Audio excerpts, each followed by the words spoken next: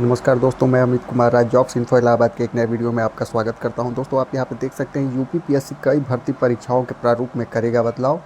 परीक्षा में पारदर्शिता के लिए उत्तर प्रदेश लोक सेवा आयोग ने उठाया है यह कदम। और एकल परीक्षा की व्यवस्था समाप्त होने से गड़बड़ी अब आसान नहीं रह जाएगी, ऐसा ही आयोग का कहना है। तो चलिए पहले ये पूरी न्यूज़ देख लेते हैं, उसके बाद हम इसके बारे में पूरा डिटेल में चर्चा करते हैं। तो बने रहिए वीडियो में। उत्तर प्रदेश लोक सेवा आयोग यूपीपीएससी पिछली कुछ भर्ती परीक्षाओं में बदलाव के बाद अब आगामी परीक्षाओं के प्रारूप में को भी बदलने की तैयारी कर रहा है। इनका उद्देश्य अधिक योग्य अभ्यर्थी का चयन करना और परीक्षा में पारदर्शिता लाना है। आयोग ने हाल ही में सम्मिलित राज्य अभियंत्रण सेवा परीक्षा के प्रारूप में परिवर्तन किया है। आयोग सहायक अभियंता के 609 पदों पर भर्ती के लिए पहली बार प्रारंभिक व मुख्य परीक्षा और इंटरव्यू के माध्यम से अभ्यर्थियों का चयन करने जा रहा है। सम्मिलित राज्य अभियंत्रण सेवा परीक्षा प्रारंभिक परीक्षा का परिणाम घोषित हो चुका है, लेकिन अभी अभ्यर्थी परीक्षा से पहले इसका विरोध कर रहे थे। उनका दावा था कि आयोग ने परीक्षा के सिलेबस में गैर इंजीनियरिंग के 22 विषयों को शामिल किया गया है। हालांकि परीक्षा के आयोजन के बाद अभ्यर्थी परीक्षा के सिलेबस पर कोई आपत्ति नहीं दर्ज कर रहे हैं। आप देख सकते हैं यहाँ पर दिया हुआ है। आयोग अब एक अन्य भर्ती परीक्षा के प्रारूप में भी बड़ा बदलाव करने जा रहा है। असिस्टेंट प्रोफेसर भर्ती अब प्रारंभिक व मुख्य परीक्षा और इंटरव्यू, मतलब 3 चरणों में अब इसकी भी परीक्षा होगी और उसके बाद चयन होगा। दोस्तों, पहले ये केवल डायरेक्ट इंटरव्यू से हुआ करता था। पहले भर्ती के तहत अभ्यर्थियों का चयन इंटरव्यू में प्राप्त अंकों के आधार पर किया जाता था और इंटरव्यू से पहले अभ्यर्थियों को छंटनी के लिए केवल एक स्क्रीनिंग परीक्षा देनी होती थी, जिसके अंक चयन से नहीं जुड़ते थे। इसके साथ ही आयोग राजकीय विद्यालयों में एलटी ग्रेड के शिक्षक भर्ती भी अब प्रारंभिक व मुख्य परीक्षा के माध्यम से करेगा। इससे पहले वर्ष 2018 में जारी विज्ञापन के तहत एकल परीक्षा के माध्यम से भर्ती हुई थी।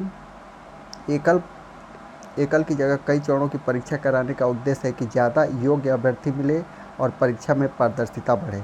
ऐसे में केवल एक परीक्षा के आधार पर मनमाने अंक देकर चयन करने का आरोप भी नहीं आयोग के ऊपर लगेगा। और आयोग की मंशा है कि प्रारंभिक परीक्षा के माध्यम से अभ्यर्थियों की छंटनी के बाद मुख्य परीक्षा में अभ्यर्थियों के विषय के प्रति समझ को गहराई से परखा जा सके, ताकि अधिक से अधिक योग्य अभ्यर्थियों का चयन किया जा सके।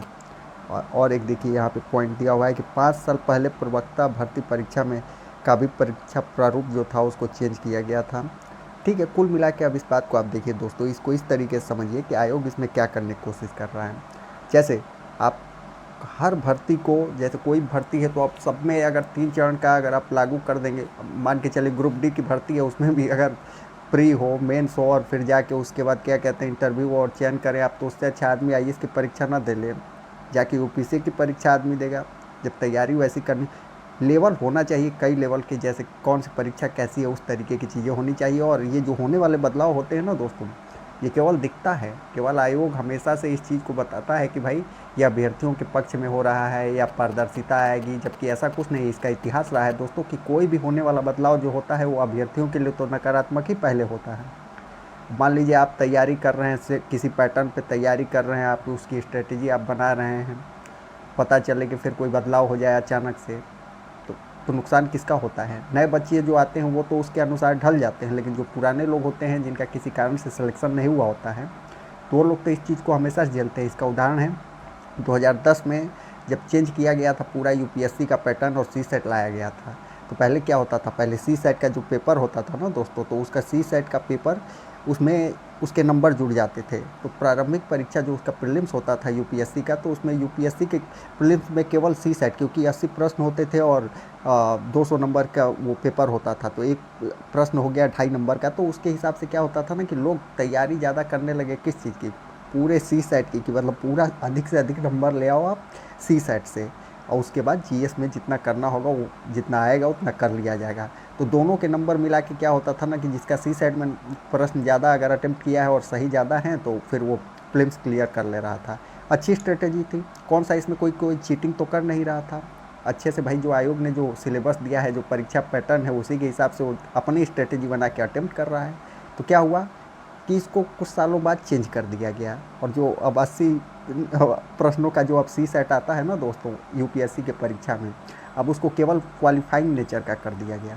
तो एक बात बताइए, जिसने अपना पूरा समय साल 2 साल लगा के अगर सी सेट की तैयारी किया होगा, उसमें 80 के 80 या फिर 80 में से मान के चलिए 75 अगर वो अटेम्प्ट कर रहा था, सही करने की मतलब सही करने की वो हालात में हैं, लेकिन आज के डेट में उसका वो चाहे 80 का 80 भी कर दे तो कोई फ़ायदा तो उससे होना नहीं है। तो इसमें किसकी गलती है? अब अभ्यर्थी की तो गलती है नहीं, आखिर उसने तैयारी तो की ना, आयोग ने जो पैटर्न दिया था उसी के हिसाब से उसने तैयारी की। लेकिन क्या है कि जब बदलाव हुआ, जो क्वालिफाइंग नेचर का उसको कर दिया गया, तो उसके बाद से वो बच्चे नुकसान में चले गए। जो अभ्यर्थी उस टाइम के थे वो सब नुकसान में चले गए, उनके ऊपर उसका नकारात्मक असर पड़ा। फिर लेकिन मान के चलिए कि अब 2014 के बाद से जो बच्चे तैयारी करने आए होंगे तो वो नए तरीका से, जो नया पैटर्न है उसी के अनुसार वो अडॉप्ट हो गए। उनको तो यही पता है ना कि अभी ये क्वालिफाइंग नेचर का है और इससे नंबर केवल जो मेरिट बनेगी प्रीलिम्स की, तो वो कहाँ से बनेगा, तो जीएस वाले पेपर से बनेगा, तो उसके हिसाब से वो तैयारी कर लेंगे। तो नए लोगों के लिए तो हमेशा से बदलाव सकारात्मक रहते हैं, लेकिन क्या है कि जो पुराने लोग होते हैं जिनका अभी तक चयन नहीं हो पाया रहता है, तो दोस्तों उनके ऊपर तो ये पूरा नकारात्मक इफेक्ट ही, कोई भी बदलाव नकारात्मक इफेक्ट ही डालता है। तो अब देखते हैं आगे क्या होता है दोस्तों। एक खबर मिली थी मुझे, तो मैंने कहा कि इस पर एक वीडियो बना देना चाहिए। अगर और देख लीजिए दोस्तों, अगर इसके बारे में अगर कोई और जानकारी आप लोगों को चाहिए होगी दोस्तों, तो कमेंट के माध्यम से आप हमसे पूछ भी सकते हैं। और ये वीडियो आपको कैसा लगा ये भी अगर आप कमेंट में लिखेंगे दोस्तों, अच्छा लगा बुरा लगा कुछ भी लिख सकते हैं आप। मैं आलोचनाएं सुन सकता हूँ, मैं इतना सहनशील हूँ। ठीक है दोस्तों, तो अभी के लिए इस वीडियो में बस इतना ही। नमस्कार।